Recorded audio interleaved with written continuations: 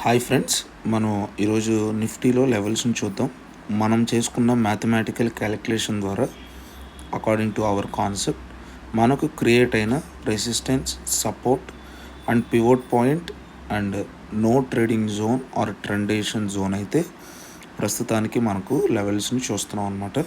ఇవి మనం కొన్ని మ్యాథమెటికల్ క్యాలిక్యులేషన్స్ ద్వారా మనకు క్రియేట్ అయిన లెవెల్స్ అనమాట. ఓకేనా? సో అయితే మనకు ప్రీ మార్కెట్ ఓపెనింగ్ వచ్చి 24,096 ఆర్ 24,100 అరౌండ్ ఓపెన్ అవుతుంది.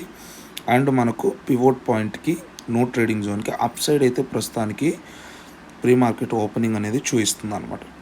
మనకు ఎటువైపుకి అయితే క్యాండిల్ అనేది క్లోజ్ అవుతుందో అటువైపుకే మనం ట్రేడ్స్ని ఇనిషియేట్ చేసుకోవాలి. మార్కెట్ ఓపెన్ అయిన తర్వాత ఎక్కడ మనం ట్రేడ్స్ని ప్లాన్ చేసుకోవాలనేది డిస్కస్ చేసుకుందాం. ఫ్రెండ్స్, మనకు మార్కెట్ అయితే ఓపెన్ అయింది. ఓపెన్ అయిన తర్వాత మార్కెట్ మనకు ఈ no trading zone or trend deciding జోన్లోనికి లోపలికి వచ్చి మళ్ళీ ఇక్కడ నుంచి మార్కెట్ అనేది ఇలా బ్రేక్అవుట్ చేస్తుంది అనమాట. ఓకే, సో మనం ఎక్కడ ఇలాంటి ఓపెనింగ్స్లో ట్రేడ్స్ని ప్లాన్ చేసుకోవాలి అని అంటే ఓకేనా, ప్రస్తుతానికి క్రియేట్ అయిన ఈరోజు 5 మినిట్స్ ఐస్ ఏవైతే ఉన్నాయో సో ఇవి కానీ మనకు మార్కెట్లో బ్రేక్ అవుతుంటే ఇక్కడ మనం ఒక ట్రేడ్ చేసుకునే ఆపర్చునిటీ అనేది మార్కెట్ ఇస్తుంది ఫ్రెండ్స్. ఓకేనా, సో ఇక్కడ మనం ఒక సిఈ ట్రేడ్ని ఇనిషియేట్ చేసుకోవచ్చు. ఓకే, మరి పీ ట్రేడ్ ఇనిషియేట్ చేసుకోవాలంటే ఎక్కడ పీ ట్రేడ్ ఇనిషియేట్ చేసుకోవాలంటే ఈ నో ట్రేడింగ్ జోన్ని మార్కెట్ డౌన్ సైడ్కి బ్రేక్ చేసి ఇక్కడ కానీ క్యాండిల్ క్లోజింగ్ ఇస్తే సో ఇక్కడ మాత్రమే మనము పీ ట్రేడ్స్ కోసం వెయిట్ చేస్తాం అన్నమాట.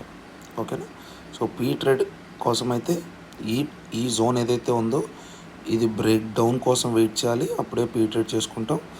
లేకుండా సి ట్రేడ్కి మనకు మార్కెట్ కానీ ఆపర్చునిటీ ఇచ్చిందంటే ఓకే, సో ఈ జోన్ బ్రేక్ చేసి క్యాండిల్ క్లోజింగ్ అబోగాని వస్తే ఇక్కడ మనము సి ట్రేడ్స్ కోసం ప్లాన్ చేసుకుంటాం అన్నమాట.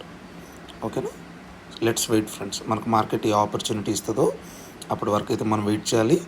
And no trading zone or trend deciding zone ఏదైతే ఉందో ఇక్కడ మాత్రం ఏ ట్రేడ్స్ని ప్లాన్ చేయకూడదు. ఇక్కడ అంతా సైడ్ వేస్ మార్కెట్ అనేది ఉంటుంది అన్నమాట.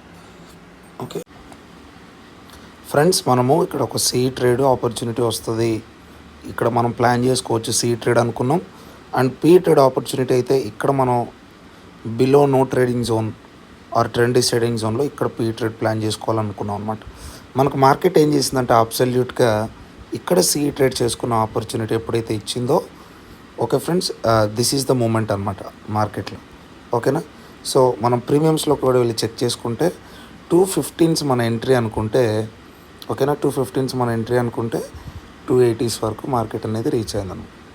ఇంత మనం క్యాప్చర్ చేయలేకపోయినా మినిమం అయినా మనం క్యాప్చర్ చేసుకోవచ్చు ఫ్రెండ్స్. ఇలాగా ఒక్క రోజుకి ఇలాంటి ఒక్క ట్రేడ్ చేసుకున్నా కూడా విల్ బీ గుడ్ అనమాట. ఓకే, ఇది ఫ్రెండ్స్ మన కాన్సెప్ట్ యొక్క పవర్. నేర్చుకోవాలి అని అనుకుంటే కింద ఉన్న నెంబర్కి రీచ్ అవుట్ అవ్వండి. Thank you.